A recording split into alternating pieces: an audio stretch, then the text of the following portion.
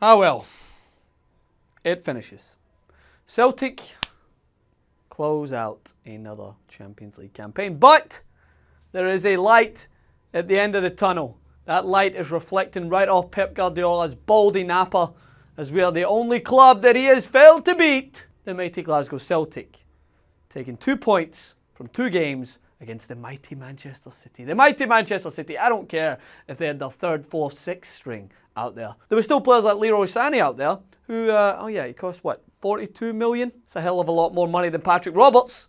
But the on loan Manchester City player banged in a quality goal to put Celtic ahead. And by the way, listen to my words carefully. I'm actually disappointed that Glasgow Celtic did not come away with 3 points in that game. I thought we had chances to win it.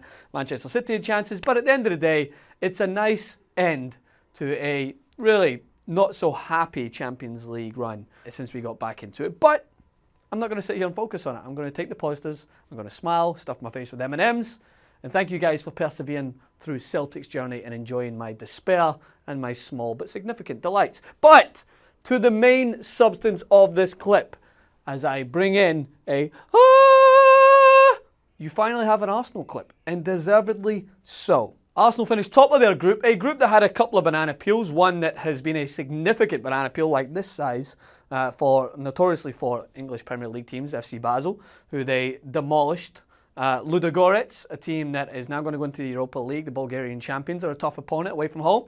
And PSG, a team that has, on paper, been far superior to Arsenal in the recent years in the Champions League. But Arsenal qualify top of their group for the first time since 2011-2012, and they qualify unbeaten for the first time since 2005.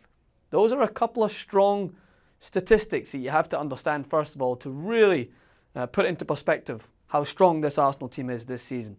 They haven't been this strong in a long time.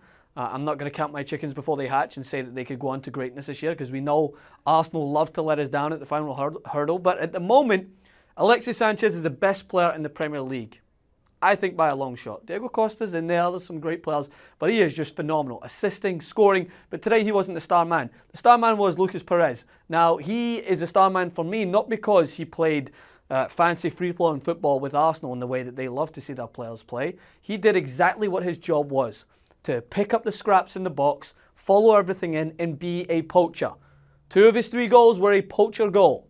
He just was picking up scraps, getting on the end of it, allowing Ozil and Sanchez and those players to do the fancy footwork, and then he will be at the end added that final goal. But Arsenal's form away from home has been second to none. Arsenal's goal-scoring form has been frighteningly good. They deserve all the credit, and I will give them all the credit in the world when they deliver. If they do go through a sticky patch, I'll be here to call them out on it, but I'm going to give a team credit where credit's due. Arsenal really have it sorted this year. The Champions League has notoriously been a disappointing time for Arsenal in the past few years, but they really showed things up in a tough group. And despite the fact that there is a small omen there that the last time they went unbeaten in the group stages was 05-06, and they went all the way to the final that year until Barcelona, with Henrik Larsson, do I note, former Celtic man, being the thorn in their side to win that competition that year. But there's a stat that you cannot look past, even if there is a possibility that it doesn't live up to the expectations at the end of the year. At this moment, they've scored 51 goals just in the Premier League and the Champions League so far.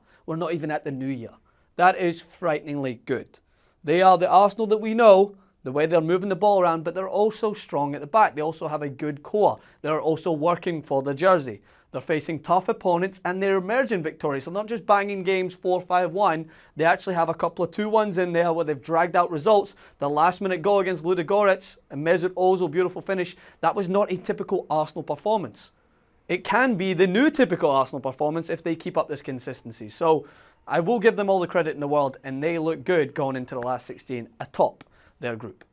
The other results, to give you a brief overview, Bayern Munich looked very good. Lewandowski scored a beautiful free kick. Barcelona doing Barcelona things, embarrassing Borussia Mönchengladbach at home.